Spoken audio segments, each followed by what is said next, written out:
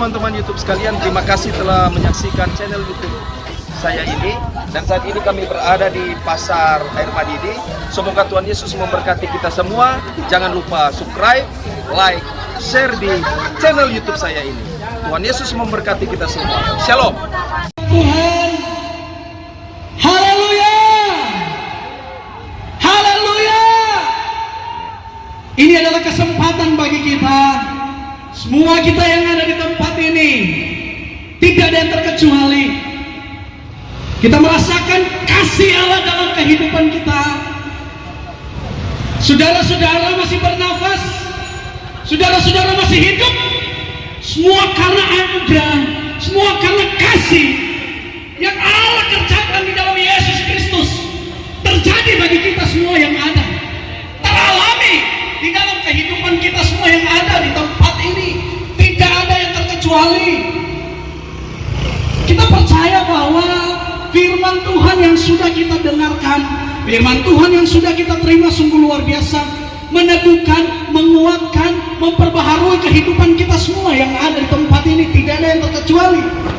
Di saat ini saudara-saudara, kita kembali lagi, ada firman Tuhan yang saya percaya bisa untuk menguatkan kita juga yang ada di tempat ini.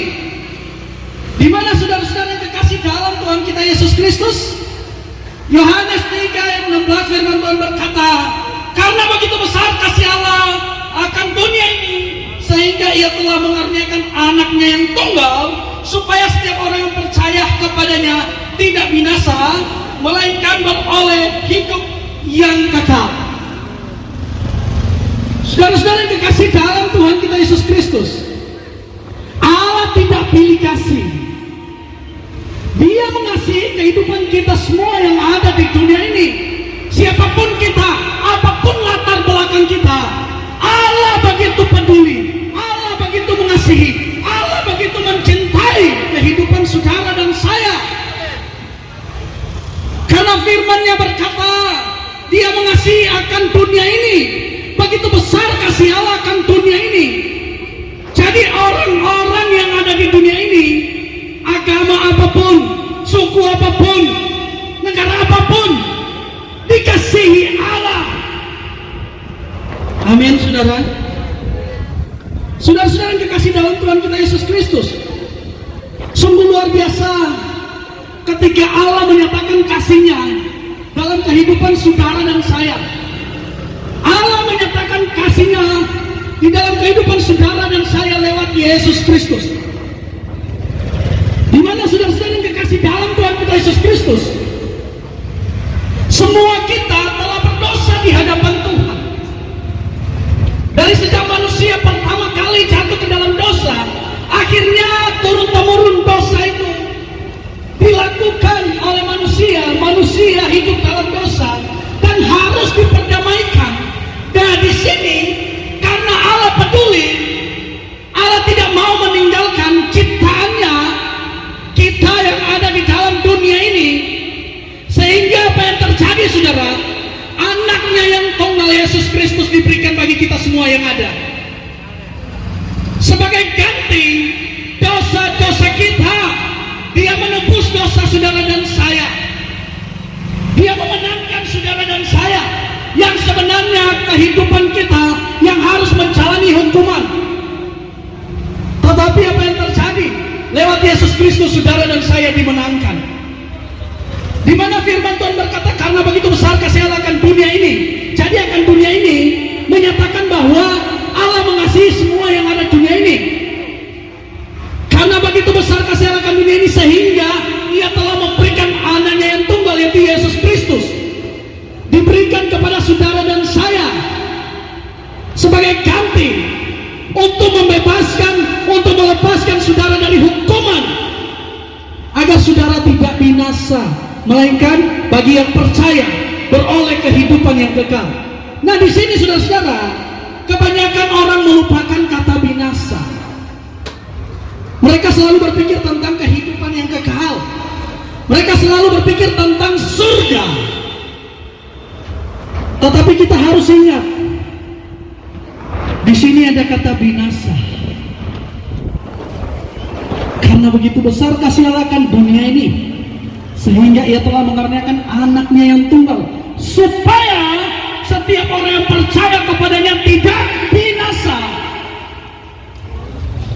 Nah, di mana saudara-saudara yang dikasih dalam Tuhan kita Yesus Kristus, kita tahu bersama bahwa Allah memberikan anaknya agar kita tidak binasa lewat kita percaya kepada anaknya Yesus Kristus sebagai putra yang tunggal untuk menyelamatkan dunia ini dari dosa. Dan di mana saudara-saudara kita melihat tadi sudah dibahas, sudah disinggung tentang neraka. Nah, di mana saudara-saudara dalam Matius pasalnya yang ke-25 ayat 41, yang sebenarnya neraka itu dirancangkan untuk iblis dan malaikat-malaikat yang mengikutinya, bukan untuk manusia. Tetapi karena dosa, akhirnya manusia ikut terjerat. Yang dimana saudara-saudara yang kekasih dalam Tuhan kita Yesus Kristus, kita melihat bahwa dalam Matius pasalnya yang ke-7 ayat 13 dan 14, bahwa di sana berbicara tentang jalan lebar, jalan yang sempit, yang dimana menuju yang satu menuju ke neraka, yang satu menuju surga, tetapi banyak orang memilih neraka. Dikatakan bahwa sebagian besar mengikuti jalan yang lebar, sebagian besar mau menuju kepada neraka, tidak mau melewati proses, tidak mau melewati pembentukan, tidak mau untuk masuk ke dalam kerajaan surga, karena mereka masih suka kompromi. Kompromi dengan apa, saudara? Kompromi dengan yang namanya dosa. Saudara-saudara tahu bahwa dosa mengakibatkan kebinasaan, dosa mengakibatkan orang-orang masuk dalam neraka. Dan di mana saudara-saudara kekasih dalam Tuhan kita Yesus Kristus, kita melihat di mana dalam kebenaran firman Tuhan dalam kitab Wahyu pasalnya yang ke-20 ayat yang ke-15, bahwa nama yang tercatat dalam kitab kehidupan, di mana saudara-saudara kekasih, mereka akan masuk dalam kerajaan surga, tapi yang tidak tercatat dalam kitab kehidupan, mereka akan dilemparkan ke dalam api. Jadi saudara-saudara yang kekasih dalam Tuhan kita Yesus Kristus, di mana kita tahu bahwa nama kita itu ada di mana, tidak mungkin kita tidak menyadari, tidak mungkin kita tidak sadar posisi kita saat ini. Saya percaya kita bukan robot, kita diberikan kehendak bebas oleh Allah. Kita bukan robot ketika kita sudah mau salah melangkah, akhirnya disuruh belok kiri, belok kanan. Tidak, kita diberikan kehendak bebas, bebas untuk memilih mana yang akan Anda jalani, mana yang akan Anda pilih. Nah, saudara-saudara yang kekasih dalam Tuhan kita Yesus Kristus, terserah saudara-saudara mau pilih yang mana. Mau pilih neraka atau surga, silakan. Dan ingat, pikirkan baik-baik, apakah nama Anda sudah tercatat atau tidak. Kalau tidak tercatat dalam kitab kehidupan, itu kitab Wahyu, yang dimana Anda akan dilemparkan ke dalam api. Supaya Anda tercatat dalam kitab kehidupan, firman Tuhan berkata bahwa Anda harus terima Yesus Kristus yang sebagai jalan satu-satunya untuk menuju kepada Bapa, untuk menuju kepada surga. Saudara-saudara yang dikasih dalam Tuhan kita Yesus Kristus, kita tahu bersama bahwa dalam kitab Wahyu itu dicatat, kitab kehidupan itu dibagi menjadi 3. Yang pertama, saudara mencatat nama-nama orang yang terima Yesus, nama-nama orang yang hidup dalam pertobatan. Yang kedua, mencatat kejahatan-kejahatan, kesalahan-kesalahan orang-orang yang ketika terima Yesus masih tetap hidup dalam dosa, itu dicatat. Yang ketiga, mencatat nama-nama orang-orang yang ketika terima Yesus sebagai Tuhan dan Juru Selamatnya hidup, melakukan kebaikan semasa hidupnya, itu dicatat. Dan ingat, akan ada pertanggungjawaban. Jadi bagi kita semua tidak ada yang terkecuali. Siapapun kita, apapun latar belakang kita, mau hamba Tuhan, mau jamaat, pedagang, ingat, kita butuh Tuhan Yesus untuk membawa kita kepada surga. Kita butuh Dia sebagai jalan.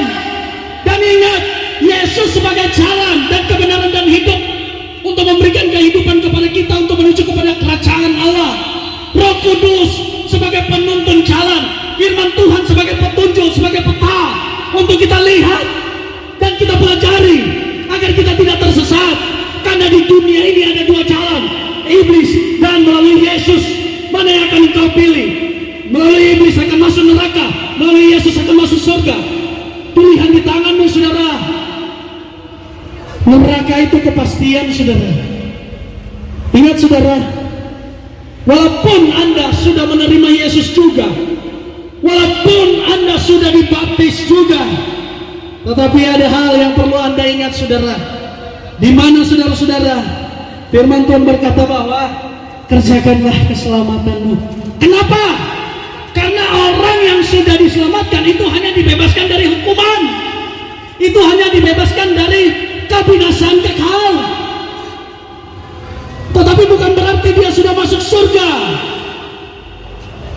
Di mana, saudara-saudara, kehidupan kekal harus ada usaha, harus ada tindakan, harus ada perjuangan. Saudara-saudara harus tahu bahwa walaupun dia sudah tercatat, dia juga bisa terhapus kalau dia masih melakukan dosa. Karena dalam Keluaran pasal yang ke-33, pasal yang ke-32, ayatnya yang ke-33, di mana, saudara-saudara, firman Tuhan berkata, tetapi berfirmanlah Tuhan kepada Musa, mereka yang melakukan dosa terhadapku, orang-orang yang melakukan dosa terhadap Tuhan, nama mereka lah yang akan dihapuskan dari kitabku, dari kitab kehidupan. Jadi, saudara-saudara, perjuangan tidak mudah, perjuangan tidak gampang. Ketika Anda mau hidup di dalam Tuhan, mau percaya Yesus, buktikan dulu betul Anda sudah bertobat. Karena banyak orang salah, terima Yesus dulu baru bertobat. Sebenarnya bertobat dulu baru terima Yesus. Bertobat dulu supaya ketika terima Yesus betul-betul tinggal mengerjakan apa yang menjadi tujuan kita, yaitu kehidupan kekal. Karena kita sudah diberikan keselamatan, sudah punya hak untuk mengerjakan kehidupan yang kekal, melakukan apa yang menjadi perintah-perintah Tuhan. Yang dimana, saudara-saudara, kehidupanmu sungguh berarti, kehidupanmu sungguh berharga di mata Tuhan. Dalam Roma pasal yang ke-12 tadi sudah sempat disinggung bahwa ayatnya yang kedua, jangan engkau menjadi serupa dengan dunia ini, tetapi berubahlah oleh pembaharuan butimu, maka engkau akan mengerti mana kehendak Allah, mana yang baik dan yang sempurna. Di mana dalam kebenaran firman Tuhan ini, budi berbicara pikiran kita. Kebanyakan iblis mengintimidasi kita lewat pikiran kita. Nah, saudara-saudara yang kekasih, dosa tidak akan membawa Anda ke dalam kerajaan Allah. Tetapi ketika Anda ada perubahan, Anda tidak kompromi dengan dosa, Anda melakukan yang menjadi kehendak Allah, pasti, saudara-saudara, keselamatan, kehidupan kekal akan menjadi jaminan bagi Anda. Firman Tuhan dalam ayat Roma pasal yang ke-12 ayat yang pertama, persembahkanlah tubuhmu sebagai persembahan yang hidup, yang kudus, yang berkenan kepada Allah. Yang hidup di sini, saudara-saudara, itu ada keseimbangan. Hidup, berkembang, bertumbuh secara jasmani dan juga secara rohani. Jangan cuma jasmani, tetapi rohani mati. Itu mayat hidup namanya, saudara. Di dunia ini Anda berjalan, bergaya, Anda mungkin bekerja, berusaha, tetapi ujung-ujungnya Anda mati, sia-sia, saudara. Ujung-ujungnya Anda masuk neraka, kebinasaan kekal, sia-sia, saudara. Dan begitu juga ketika Anda mati, tidak mudah, saudara. Jangan berpikir ketika mati lolos, ketika mati sudah selesai. Ingat, ada pertanggungjawaban juga, saudara. yang dimana kita tahu bahwa neraka ini dibagi 3, saudara, ya, atas, tengah, bawah. Atas kita tahu bersama bahwa itu dinamakan Sheol dalam bahasa aslinya, tempat perkumpulan orang mati atau Hades, ya. Sheol dalam bahasa Yunani, dalam bahasa Ibrani, Hades dalam bahasa Yunani, itu artinya tempat perkumpulan orang mati. Jadi ketika orang mati ada di mana? Orang mati ada di Hades. Di mana tempatnya? Di perut bumi. Nah, saudara-saudara yang kekasih dalam Tuhan kita Yesus Kristus. Dan yang kedua, ada Gehenna. Gehenna ini apa? Dalam bahasa Ibrani, artinya, saudara-saudara, tempat penyiksaan sementara. Jadi ketika Anda mati di dalam dosa, Anda disiksa, bukan tidak disiksa. Anda belum langsung masuk dalam jurang kebinasaan atau lautan api, belum. Karena tingkat ketiga, ketika Yesus datang pada kali yang kedua untuk menghakimi dunia, disitulah baik iblis, malaikat-malaikat yang mengikuti iblis, bahkan orang-orang yang berbuat dosa akan sama-sama dilemparkan ke dalam lautan api, akan sama-sama binasa. Tetapi orang yang saat ini masih berbuat dosa ketika mati, sebelum datang anak manusia pada kedua kalinya, mereka akan ada di Gehenna, di mana, saudara-saudara, mereka akan disiksa. Bukan tidak mudah, saudara, mengalami penderitaan ketika Anda dari neraka, di mana itu selama-lamanya tanpa akhir, itu abadi, saudara. Jadi, saudara-saudara, ketika Tuhan masih memberikan kesempatan kepada saudara dan saya, pergunakan kesempatan itu. Kita percaya bahwa Roh Kudus itu datang untuk menginsyafkan semua orang-orang yang ada di dunia ini, karena adanya dosa, yang dimana orang-orang masih terpengaruh dengan dosa, sehingga Roh Kudus berusaha untuk menginsyafkan orang-orang yang ada. Itulah peran Roh Kudus. Ketika Yesus itu naik ke surga, bukan berarti sudah selesai, tidak, tetapi berkelanjutan. Karena Allah mengasihi kita semua yang ada, sehingga Allah tidak mau bahwa kita ini binasa di dunia ini.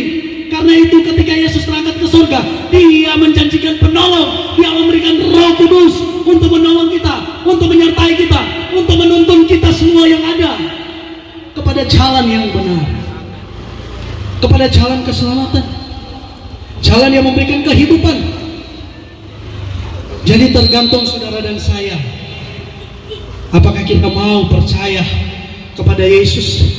Apakah kita mau terima Yesus sebagai Tuhan dan Juru Selamat kita yang hidup, dan mau melakukan apa yang menjadi Injil Kristus, apa yang diperintahkan, apa yang diteladankan oleh Yesus Kristus di dunia ini, apa yang sudah ada dalam kebenaran firman Tuhan yang menjadi perintah Tuhan. Itu tergantung saudara dan saya. Dan saya percaya saudara-saudara yang kekasih dalam Tuhan kita Yesus Kristus, kita yang menjadi orang yang percaya kepada Tuhan, firman Tuhan dalam Yohanes 3 ayat 16 bagian akhir, akan beroleh kehidupan yang kekal. Jadi bukan cuma sekedar pertobatan, keselamatan, tetapi kehidupan kekal kita dapat ketika kita hidup dalam pertobatan. Kita percaya terima Yesus sebagai Tuhan dan Juru Selamat kita yang hidup, sehingga kita diselamatkan dari segala hukuman, dilepaskan, dibebaskan, bahkan disucikan dari dosa, dan di mana saudara berhak untuk memperoleh kehidupan yang kekal yang daripada Tuhan. Amin.